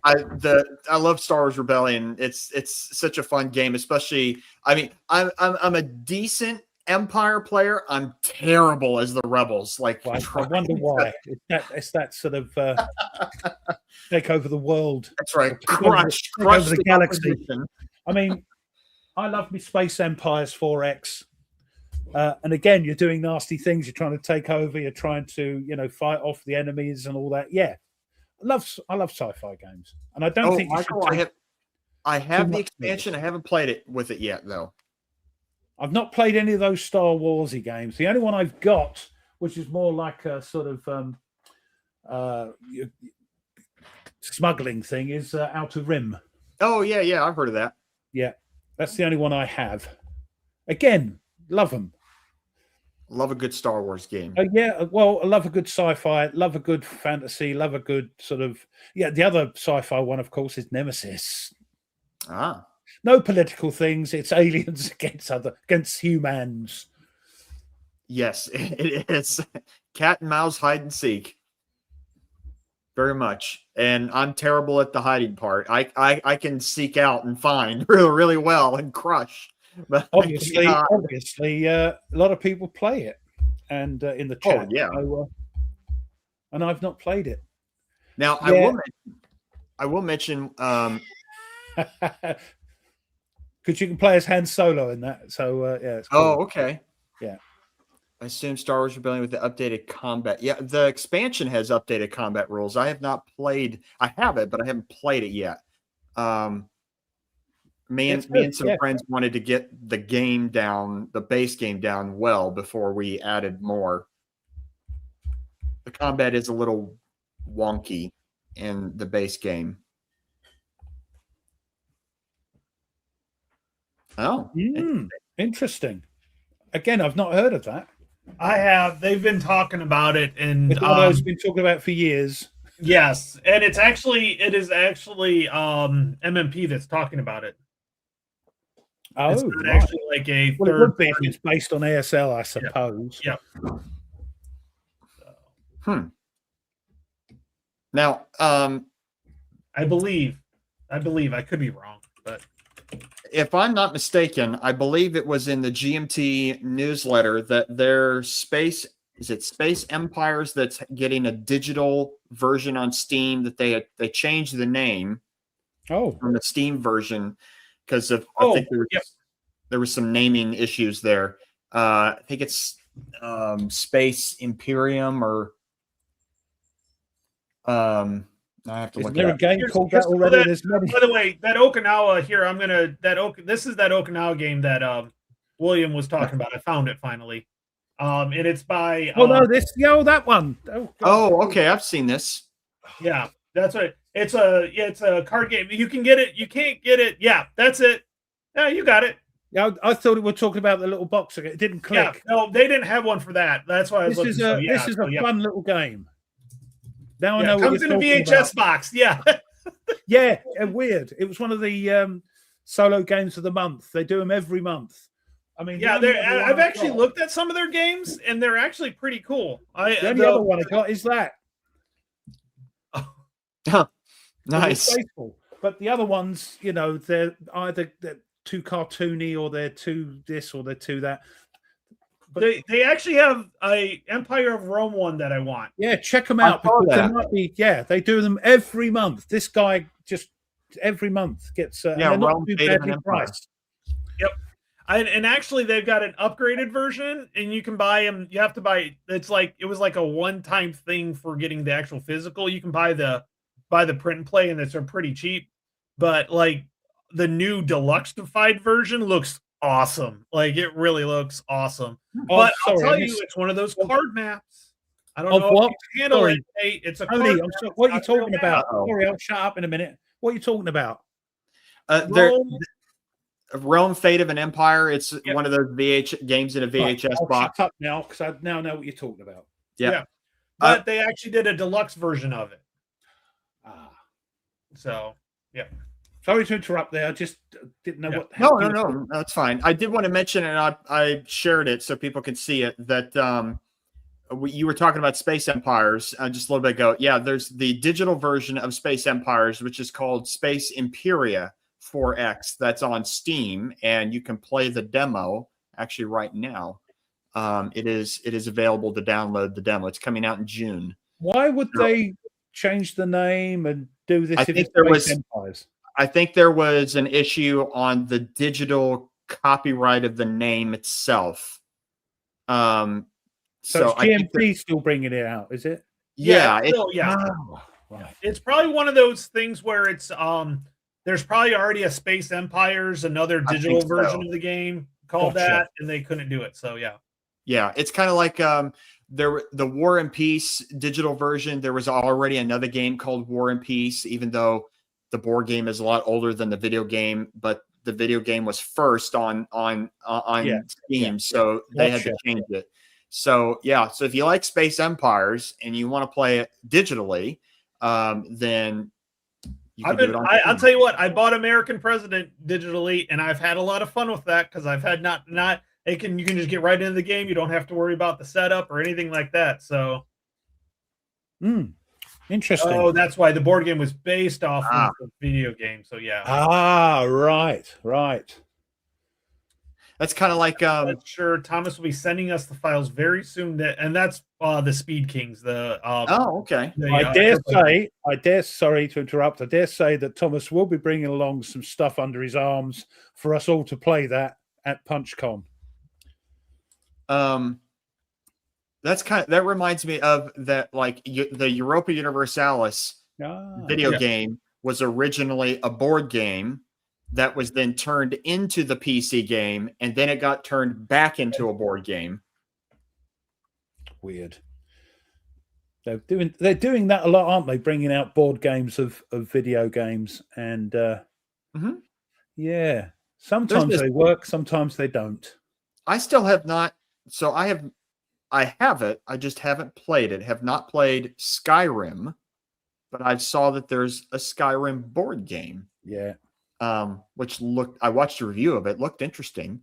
But I mean, I've heard amazing, wonderful things about the PC game. So that's true. The digital spreadsheet simulator, that's basically all the Paradox games are that.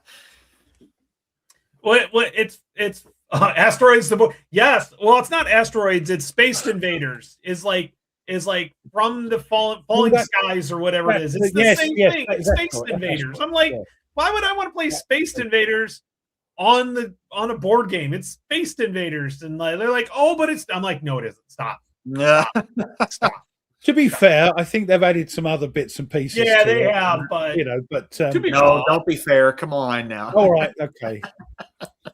It's the same game, yeah. Except for you just don't have to have a computer or a screener anymore. So, well, it doesn't surprise me that we're getting a lot of computer games going to board game or analog versions now, because there's this whole idea of going from digital to analog again. There's a big push to get CD market. My son's the same. He likes his vinyl. He's one of That's because vinyl sold $1 billion last year. Yeah. And it hasn't done that since '83, from what I've heard. So yes, so it's because there's a move in the video game world where basically you don't actually own the game that you buy. You own a license to it that they can revoke at any time. It's And the same with are, Magic Online. Magic, you know, you don't own the cards that you buy. You know, you don't. Which is just profoundly stupid, to be honest. And but Magic the Gathering Online, the original one, you know, I think I've still got an account somewhere. You bought cards and they were yours, and you could trade them and do all that sort of thing. But this new one, you don't own anything. So people spend hundreds of dollars a month on it, you know, and they don't own anything. Yeah, they're actually, so there's a lot of like MMO games and stuff like that basically they've stopped supporting the games, and there's like the stop killing games movement where after the digital game it only goes for they only support it for so long, and then they basically it just dies, and because they don't want to put the money. So there's that. And honestly, I think I like the tactical feel, although and I know that like the American president, I know that could all happen, and I do own the actual physical copy, and I know it was fun. It's just I don't want to set it up. But if I play it, I'm going to set the thing up and then say to Mrs. R and the kids, "Do not disturb. I love you, but don't disturb me. I shall be some time." Because that's what that's you know, you've got the game, set it up, beautiful thing to behold. Well, and that's the one thing that I think why board games have become very popular. Again, over the last several years, it's physical, but also you own it. It's yours, and you can do with it what you want. Kind of like how it used to be in the video game PC world, where you bought a PC game and then there was like a bajillion mods for it to edit whatever you wanted in the game. But nowadays, a lot of things are getting locked down, and it's not yours, and a lot of people just don't want you used to have the actual physical CDs to actually you had to have the CD to actually play it. The CD-ROM to actually play it. So I like the options for the digital, because sometimes like American President takes forever to set up. But you know, with the computer one, it's boom, up and you're playing. But I still every once in a while want to set that up. I just got to have two tables, 2 6-foot-long tables to actually set it up, because it's that big. Yep, and that is true. That if there's something broken, you can just change it right then and there. Or you don't like the rule, you change it because it's your game. You can do what you like with it. That's right. Tabletop games also come without a monthly subscription. Yeah. Like, oh, you don't like that dice roll? Well, just throw the dice again. The only thing they do, of course, is they bring out like expansions, and also, like Mr. President, sort of updates, you know, but that happens very rarely. But yeah, once you find if there's a rules update or something like that, you can just get it. Like it's okay. I can either write it in or print out a copy. Yeah, that's I don't disagree with that. The setup sometimes is part of the fun of the game. Of just it is for me. All set up. Putting it away isn't, but setting it up. Yes, it's like I get done with the game. I'm like, oh, I gotta organize this. Now, do I go back and put it away properly, or do I just do that? You know, and into a big gigantic bag of like. I bought a ASL module, and they did that. It was 3 bags. It was the Beyond Valor, so it was the Russians and the Germans, and all they did was throw all of them in 3 different bags. Oh, you have to sit there for 3 hours to sort them out. Yeah, I was like, oh. TTS, I have it. I have not fiddled with it yet. I've got it.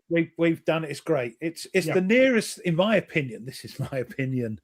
It's the nearest thing to actually playing the board game, if you like, because you get a 3D thingy, if you like. That's it. Yes. I've trained mine. I've trained my William. Yeah. You know, they know now not to go near that. I go no, and they look around and go. You can see on their face, you know. He has a 6-foot by 4-foot high definition monitor and can see the board. That's great. You don't have to whiz around everywhere. That's fantastic. Nice. Category Sorrel, I agree. Like Vassal is, I've started to get more into Oh, it, sorry, have I got the wrong one? especially No, that's right. that's the right one, especially for like, because I like monster games, so like games that just I can't fit on my table, but I want to play the big campaign. At least it allows me to play it even in chunks. But I know I don't like like you were saying earlier, Ruff, moving around and everything like that. It does Also, get a when you little zoom in, annoying. it's great. Then when you zoom out to get a bigger picture, I can't see what bloody going on with these Sure. lovely old eyes. So yes. Oh, Yeah, TTS Yep, is yep. actually, it's got the closest thing to the feel. Yep. And Yeah, honestly, I think TTS has gotten easier to use in a lot of oh my god. so when I played oh yeah, oh I'm Terrible. sorry. There's so many counters in that game. Yeah. So TTS, a lot of the play testers or the designers, developers are using that because it's easier in some cases than even that. So yeah, the only problem I've ever had with TTS was Dice Gate, playing Thingy Island with Herman. Oh, Plum Island Horror. Plum Island Horror, Dice Gate, where I couldn't get the dice to work. oh yeah. Isn't there? I think it is. Isn't there a setting in TTS where you could flip the table and everything Yes. goes Oh crazy? yeah. It's not a setting, it's a letter, and if you're not careful and you accidentally hit it, you might But of course, if you just pushed it again, it goes back to how it was. Yeah. It's just a silly thing. Yeah, so this is something that's interesting to be required to have an app to play the game. Never because you know, in the future, no matter how distant or how near, that app is going to disappear. Hey, it's the war game of the year, U-boat. That's that within a year that thing was not even functioning anymore. They can't even play it anymore. My opinion, again, I never buy games with an app, built-in app. If it's an app that helps you play the game and you don't really need, like Mentions of Madness or something, you've got all the music going on and somebody reading it out. You don't actually need it if that disappears. But things like U-boot, yeah. Thanks, Mike. Love you too. Funny. But what's interesting is there are some apps that, like, for several of the coin games, they've created apps to be the solitaire bot. So you just do what you do, and then you have it do what it does. And that doesn't need to be updated or kept going. It's just done, isn't it? Because it's going to be the same bot app that does the same things. Yep. Yep, I totally agree. Like his category Solon mentioned, optional apps, totally fine with. Required, no thanks. No, won't be buying it.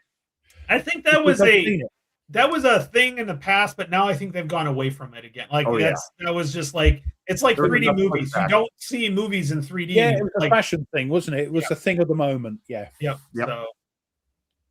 Yep. I'm glad that little mini era is over. Yes. That was the best map. It won the best map. It won the best game. That was one of the best things by the company that just flooded all the people that bought it.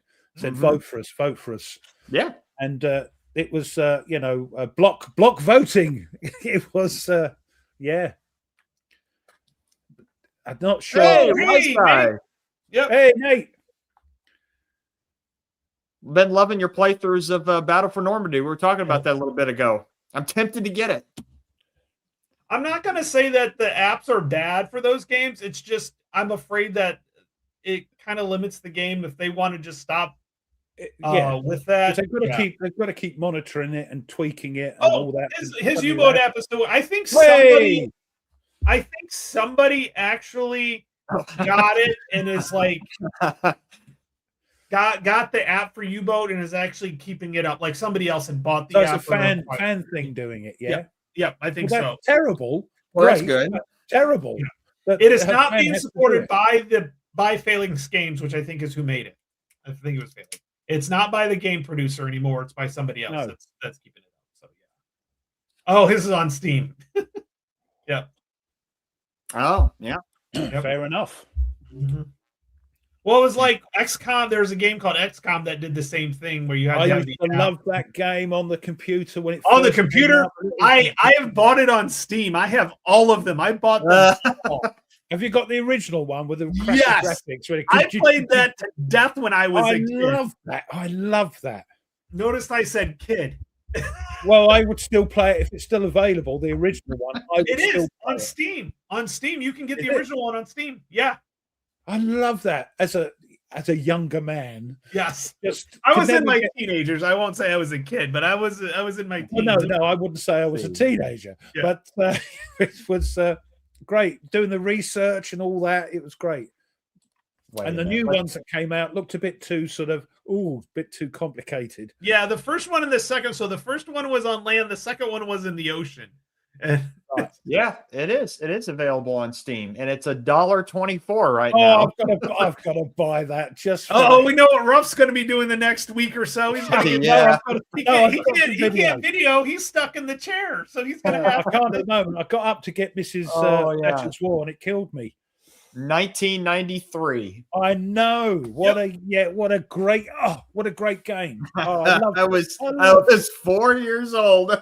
1993. I was a freshman in high school. Oh, that's funny. God, I was quite wasn't a teenager. Did you play? You played Avalon Hill games in the 80s? In the 80s. I was playing more sort of D&D and fantasy games. It's only very late, later on that the war games. Yeah, during the Avalon sort of best years time, I was playing. The golden era. The golden era of it. I was playing the golden era of D&D and all the other fantasy games that were coming out. Getting Ares magazine and White Dwarf magazine when it first came out. And all that sort of thing. Went to the first. I've never seen it. Interesting. Oh, I mean, honestly, the same thing's going to happen in the next few years. The app's going to die, and your deluxe version is going to be just a hunk of plastic. Yeah. Well, well, maybe another fan will take it on. Yeah, I didn't play Warhammer 40K. I played the Warhammer Fantasy version. Oh, never got into the 40K. Version, yeah. Never got into the 40K. Yeah. I gave my old rule book to my son, but he hasn't taken it up. Never know. Commodore 64. Good grief.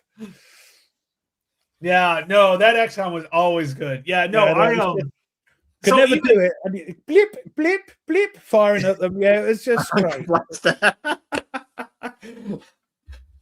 Yeah, the Hunk of Plastic U-boat is being released. You can tell it was block voting when it won the best map. Oh yeah, Charlie's. Great map. After that, don't get. And the funny thing is we're never saying that it's a bad game. It's just not. It's in the wrong category. Right. Yeah. And good for them to get many people to vote, like putting the word out, like, hey, like. Nothing wrong with a company trying to promote their it's not a war game. It's correct. It's a what they call it, a management game. Yeah, it's a resource management game with a war theme. I've got no problem with that. I mean, I've got the Norwegian one whose name I can't remember. Oh, Halls of Hagra. Yeah, great game. But again, it's just resource placements and things. But it's great because of the theme. Which you can get into. The poor Norwegians trying to stop this onslaught of the Germans coming towards them. So I've got no problems with. Some people have, that they're not war games. No, they've got a war game or they've got a war theme or a historical theme. I've got no problem with that. And U-Boat, I think, was one of those games you had to get a group around the table because everybody one had to be the cook, one had to do this, one had to do that. Yeah. Like if I were to compare, if I was going to say, pick what submarine game is out there that is a war game, the first thing that pops in my head is either like the Hunters, the Hunted, or Wolfpack. Don't upset Mike in the chat. That's what I said. I said Wolfpack. I included it. No, but there's many. But there's different games. You're quite right, and I love those games. I've got Beneath the Med. Sorry, Mike. Beneath the Med. It's a great little just chuck the dice. But you've got Silent War, which I know Mike doesn't like. You know, that's another great game. You've got, of course, you've got Wolfpack. And yeah, I mean, I like. I think we lost Hexy.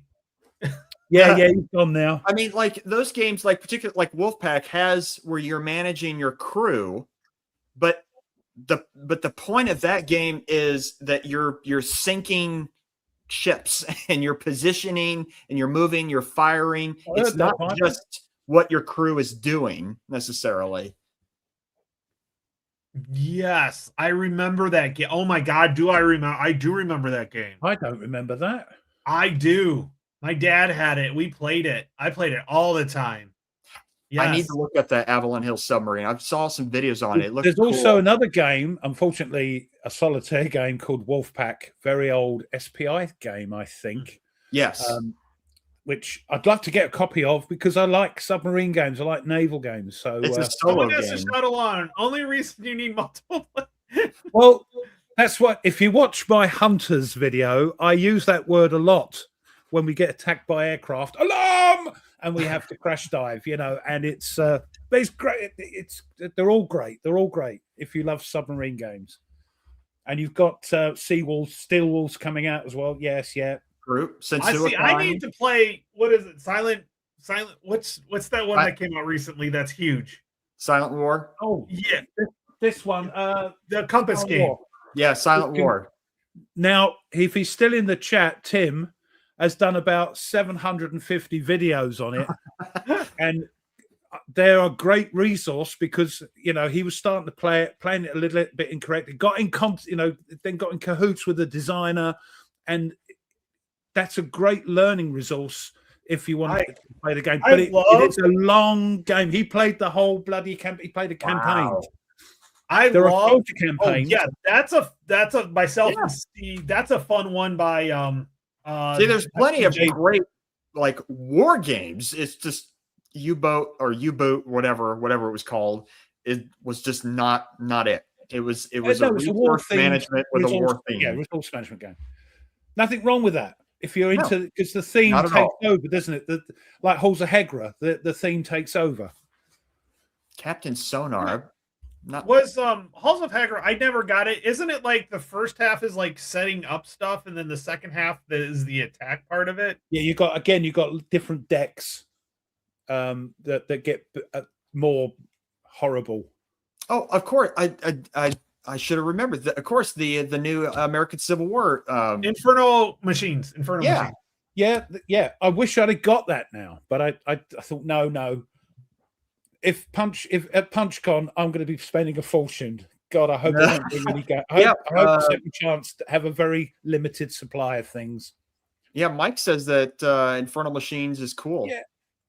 Yeah, it's one of those things that you're controlled by. You know, you can do what you want to do and try and move things, but then it depends on things outside your control. And I quite like that.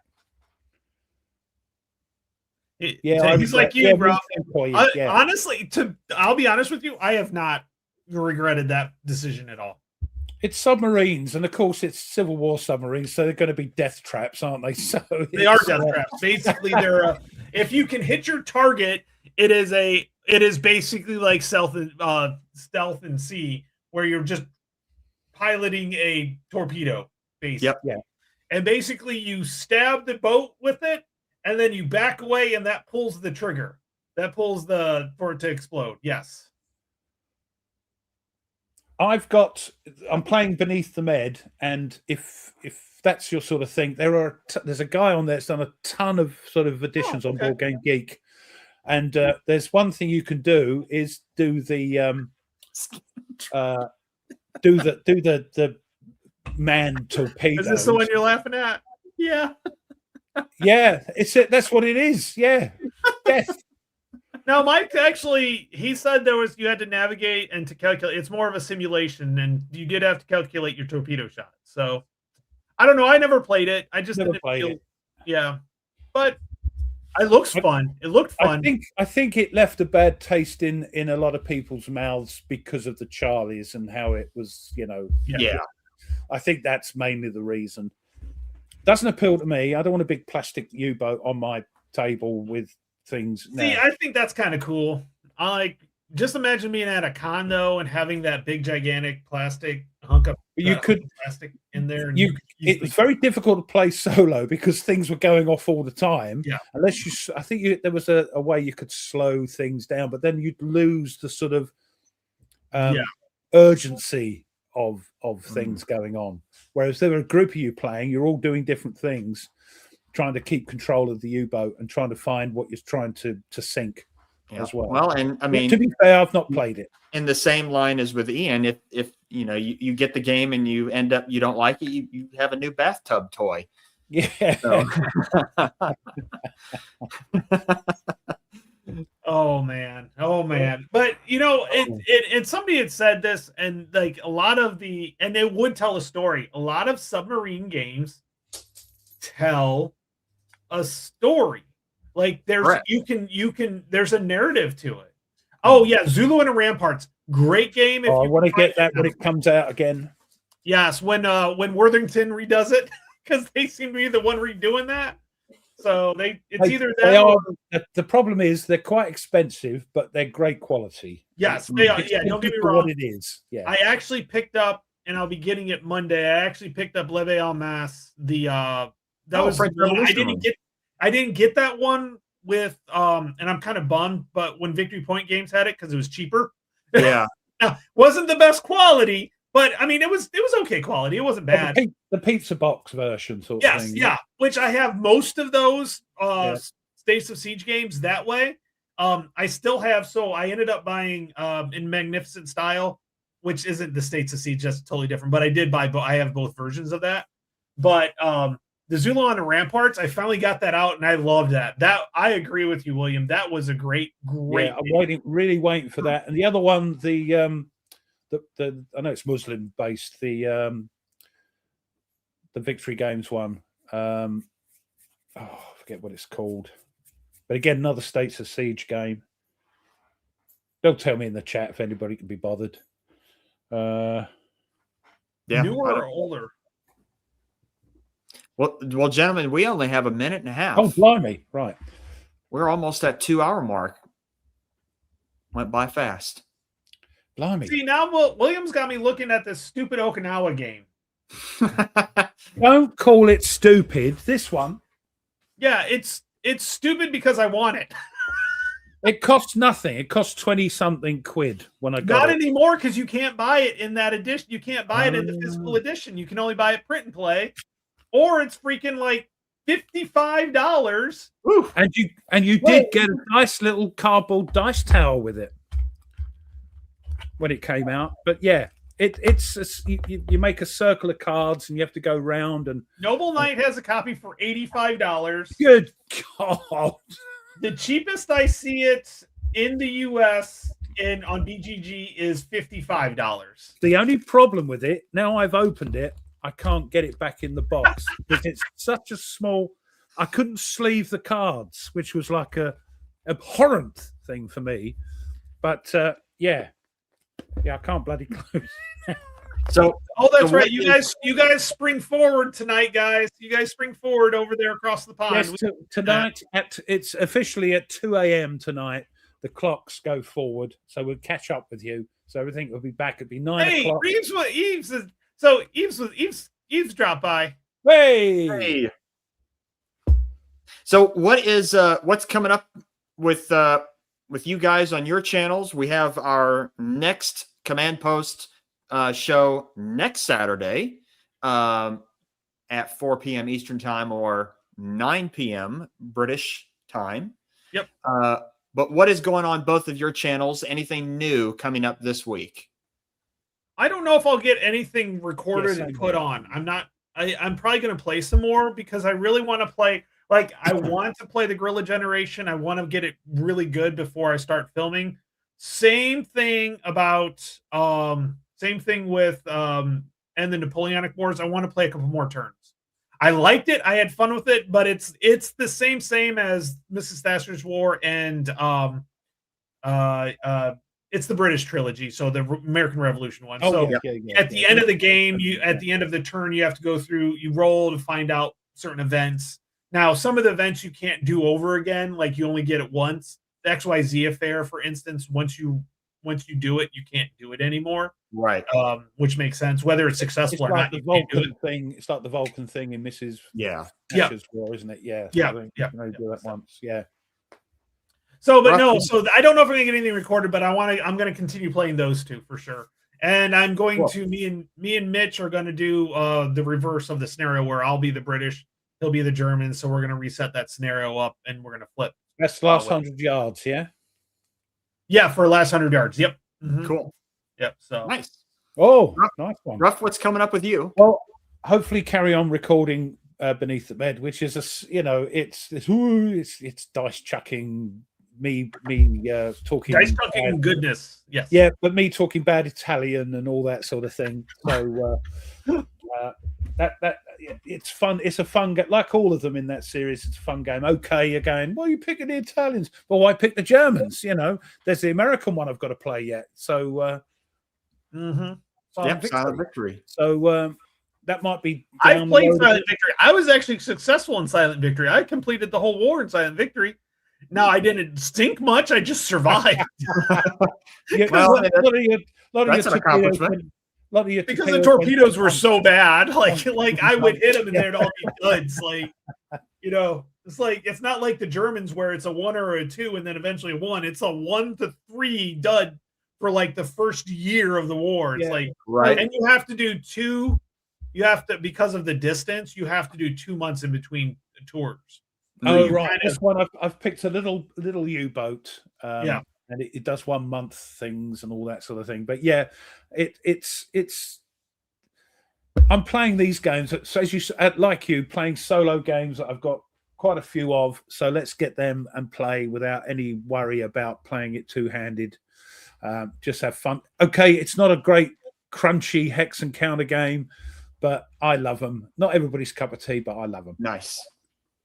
Well, me, I'm like I said, I'm gonna set up Normandy 44 and just kind of work on that. And I'm sure it's a great game. I love all the other Zachbond games from Mark Simonich, so I'm sure that will be fun.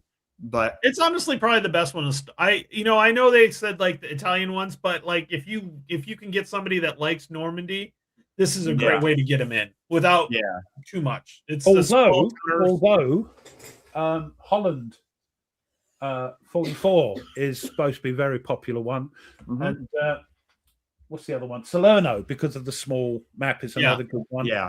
But yeah, my thing is it's more of a topic thing. I think you'll get more people with Normandy than you will with the other ones, unless they happen to know about Market Garden. Yeah. Or Salerno, which again is an important thing, but it's right. You mentioned Normandy, everybody goes, "Oh yeah, right, okay." Yep. Don't care to. Yeah, see, we can make them up. Don't insult Mike in the chat there, being Italian.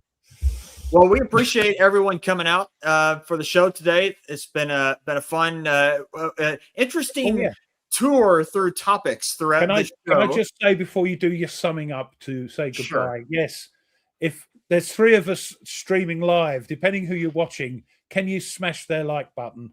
And if you're not subscribed to everyone, subscribe, because we need to get the message out there. That's right. Yeah, click the old like button. And that would be wonderful. Sorry, Nate, over to you. Like and subscribe and hit the little bell icon for notifications. Oh, yes, because YouTube won't if you don't get the ringy bell. Correct. Yes. But this has been fun. It's been good to just chat with everyone and weave in and out of interesting topics throughout the show. But we will be back next week for another episode of the Command Post. We don't know what the topic will be yet. But you will see a link at some point posted. We try to post as everywhere as we can and for the show, but it should be fun next week. We're looking forward to it, and thank you all for coming out, and we will see you all again next week. Take care, everyone. Bye.